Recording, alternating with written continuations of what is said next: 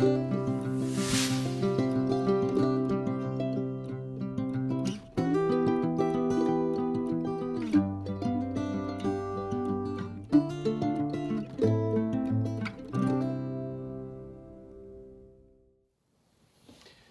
everybody, it's Chris with Hunt Fish Cook. Thanks for watching our gear review.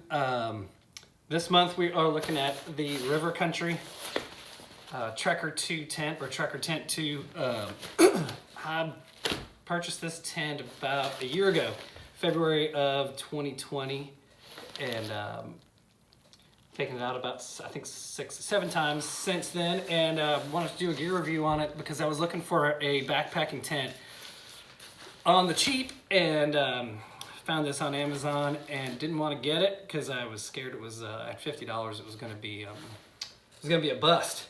But after reading, I don't know, 100 reviews or something, I decided to pull the trigger and give it a shot.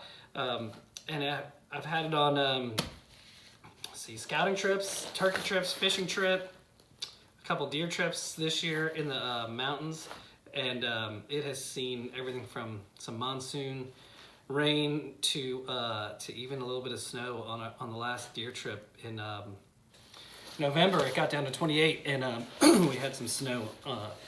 So without further ado, this is it. $51. It is a two-man River Country Trekker 2 tent, Trekker Tent 2.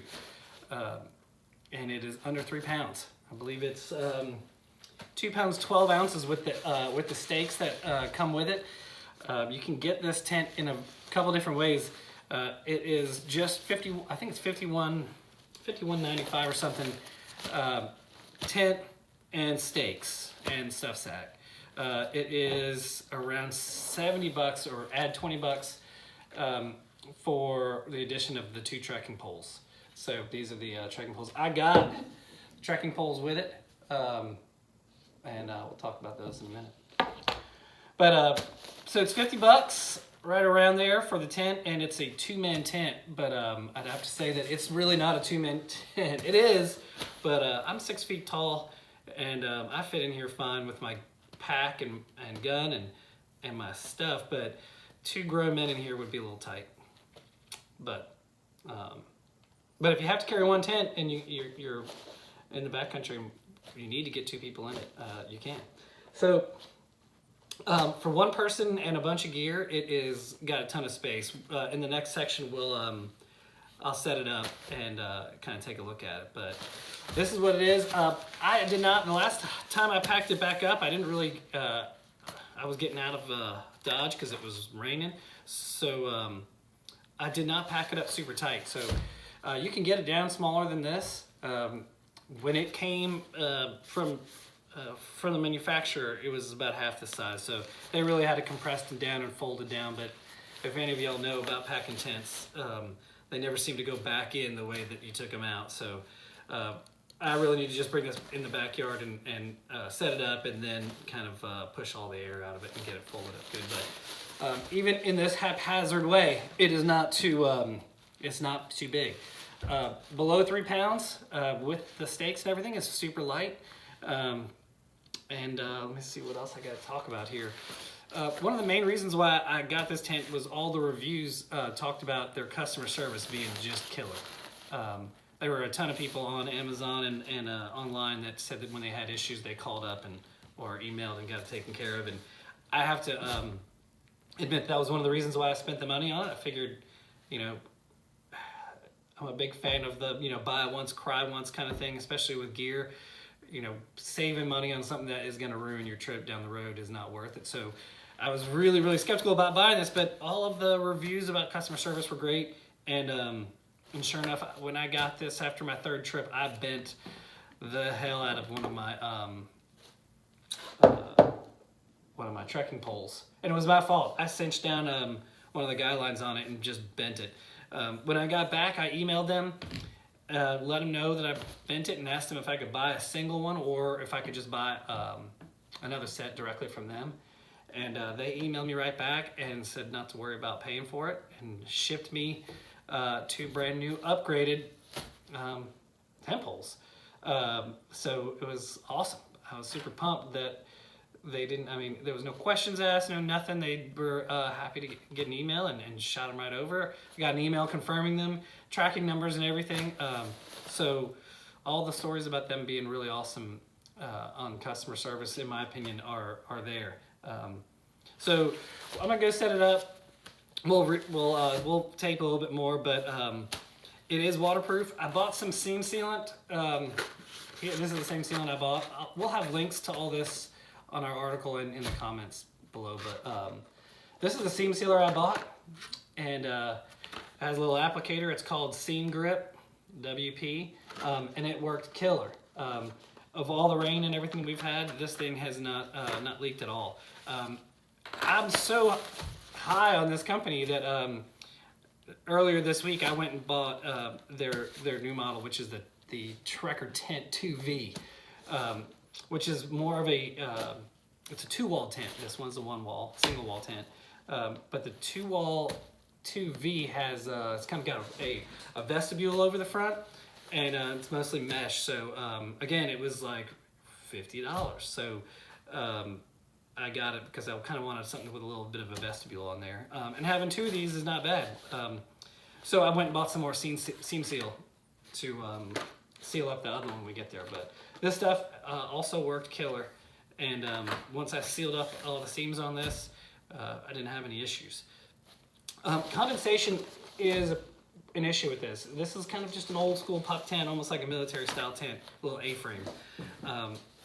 So when the temperatures got really cold, I had condensation on the inside of the tent a bunch in the morning, but I also have condensation on my more expensive tents and stuff like that. So I don't know that it's necessarily just an issue with this tent or if it's just an issue in general.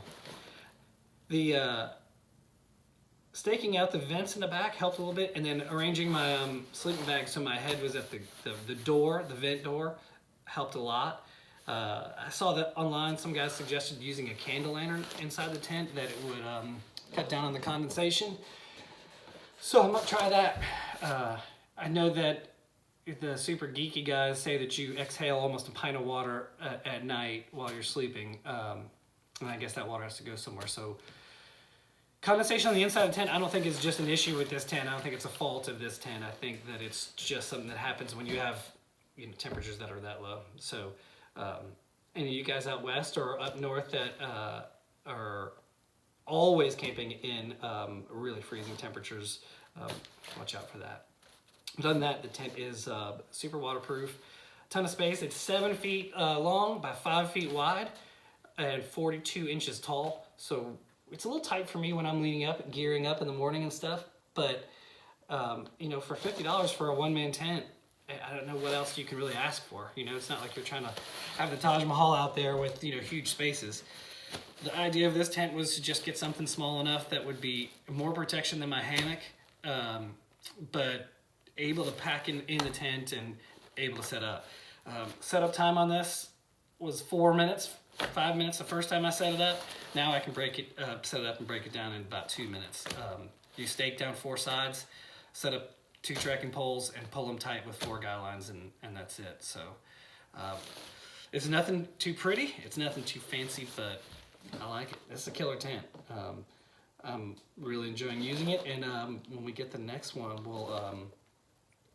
we'll do a review on that. I'm not paid by these guys at all. I just really like their stuff, and people that have customer service like that, I think, deserve being called out for being good. So that's all with this. We'll hit the next section and we'll set it up and look inside and out. Thanks. All right, so here we are with the River Country Trekker Tent 2 set up. I'll walk around it and kind of show you guys what it is, but mesh screen on the front. As you can see, the 2 tent pole or 2 trekker poles are just, trekking poles are set up, and then it just pulls tight with a guy line here and 2 on the side. But that's pretty much all there is. The doors zip, but then they pull back with these 2 little toggles or straps, and then it's bug proof. And here's that kind of tub basin. That's that waterproof basin. So I'll walk around with the camera and poke on the inside and show you around.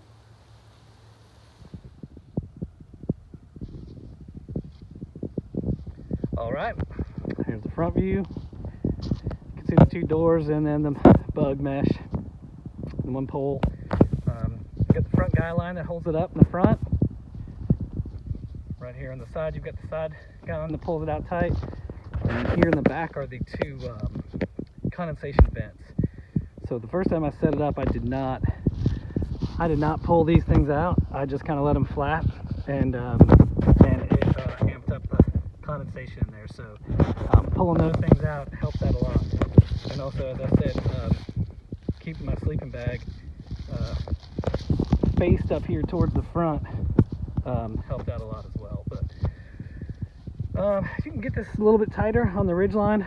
I probably should have set it up a little bit better. And then you can see all the seam sealant that I did on all the seams as the tent goes back around. So you can see that even down here on the bottom, we got that. So coming up on the inside,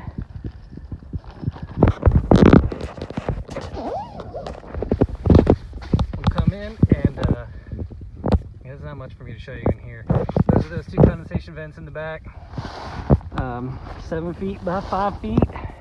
And about 42 inches high. So I didn't do the best at setting it up. You can set it up a little bit tighter to keep some of that sag out there.